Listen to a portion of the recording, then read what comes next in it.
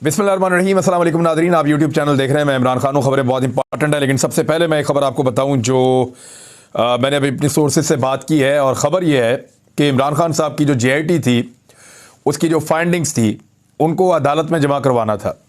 यानी चालान जमा करवाने के लिए बड़ी कोशिश की जा रही थी कि अदालत के अंदर वो सारा रिकॉर्ड जमा करवाया जाए, लेकिन बारहा उसके अंदर हर्डल्स क्रिएट की गई।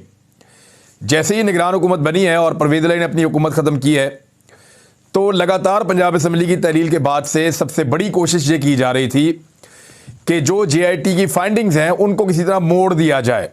यानी JIT की फाइंडिंग्स ये बताती हैं कि इमरान खान साहब के ऊपर जो हमला हुआ वो कोई अचानक नहीं हो गया था, वो एक सोचे समझे साजिशी मंसूबे के तहत एक बाकायदा प्लान्ड हमला था, और उसमें एक से ज़्यादा हमलावर थे। 3 हमलावर बताए गए हैं JIT में। अब हुआ यह है कि जिस ऑफिसर ने यह चालान जमा करवाया वो ऑफिसर हैं जी सैयद अनवर शाह साहब, और ये डायरेक्टर विजिलेंस एंटी करप्शन है। इन्होंने ये चालान जमा करवाया और फौरी तौर पे नदीम सरवर साहब, जिनके ऑफिस का ये बंदा है, नदीम सरवर साहब DG हैं, उन्होंने इनको OSD कर दिया फौरी तौर पे। यानी इनसे इनके ओहदे का चार्ज ले लिया और दफ्तर के अंदर इनका दाखिला बंद करवा दिया।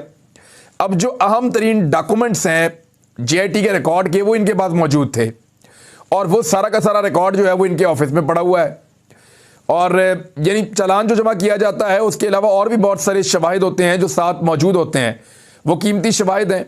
वो सारा वो रिकॉर्ड है जो रिकॉर्ड, क्योंकि जो चालान जमा करवाया गया है, जो JIT की रिपोर्ट और चालान के अंदर शामिल की गई है, वो उसके चीदा जुदा नुकात हैं, लेकिन उसकी जो तमाम तफसीलात और उससे जुड़ी हुई जो एविडेंसेस हैं वो सारे के सारे पड़े हुए हैं ऑफिसर के पास। JIT का पूरा रिकॉर्ड, और वो उनके ऑफिस में है।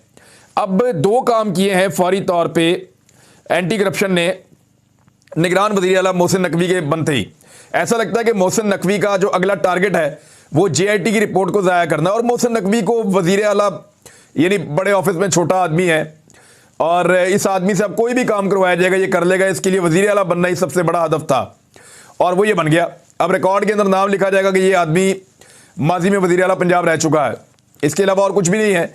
तो अब ये जो है किसी भी लेवल तक जा सकता है, और शुबा ये दायर किया जा रहा है कि उस रिकॉर्ड को ज़ाया करने की कोशिश की जाएगी, उसको गायब करने की, तब्दील करने की कोशिश की जाएगी, या हो सकता है कि उस ऑफिस को ही आग लग जाए और इमरान खान साहब की जो JIT है उसका पूरा का पूरा रिकॉर्ड जो है वो जल जाए। ना सिर्फ सैयद अनवर शाह जिस ऑफिसर ने चालान जमा करवाया उसको फौरी तौर पे OSD किया गया, पहले उसको बारहा रोकने की कोशिश की गई कि ये रिकॉर्ड जमा ना करवाए। फिर हर्डल्स क्रिएट की गई, कभी दफ्तर से बंदा गायब हो जाए, कभी प्रोसिक्यूटर भाग जाए, कभी कुछ कभी बहुत सारी चीज़ें की गई। लेकिन अल्टीमेटली हिम्मत करके इस आदमी ने पूरे निज़ाम से लड़ते हुए रिकॉर्ड जमा करवा दिया।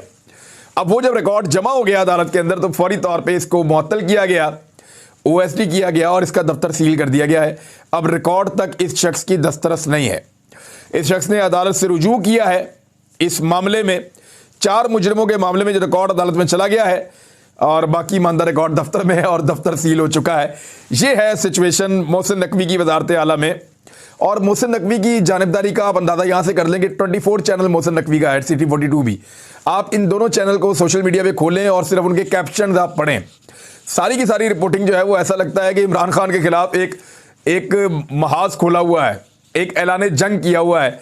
तो जिस आदमी के चैनल्स ऐलान जंग कर रहे हैं एक पॉलिटिकल पार्टी से, वो आदमी कैसे न्यूट्रल हो सकता है इलेक्शन में उस पॉलिटिकल पार्टी के खिलाफ?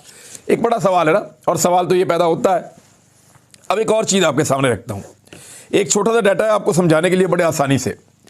जब हुकूमत आई इमरान खान साहब की अगस्त 2018 में, उस वक्त जो डॉलर की कीमत थी पाकिस्तान में वो 100